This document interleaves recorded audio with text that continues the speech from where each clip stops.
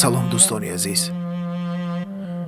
шумо ин нафареро ки дар навор дида истодаед 25 сол умр дорад ва тӯли 20 сол мешавад ки ба бемории эпилепсия гирифтор аст.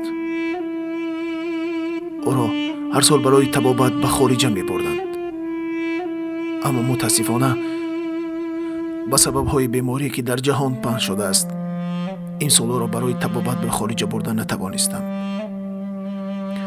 ягона шахсе ки барои табобати ӯ кор мекард ин модараш буд.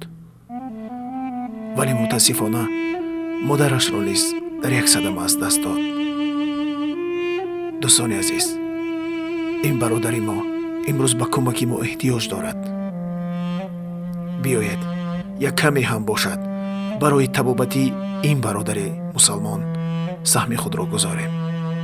зеро мегӯянд беҳтарин инсон ҳамон инсонест ки ба дармондагон дасти ёрӣ дароз мекунад ва беҳтарин чашм ҳамон чашм аст ки дар роҳи хайр кушода мешавад. аз ҳамаи шумо эҳтиромона хоҳиш мекунем ки ба ин бародари мусалмон дасте кӯмак дароз кунед. боқӣ худо нигаҳбони ҳамаи мо ва шумо бошад.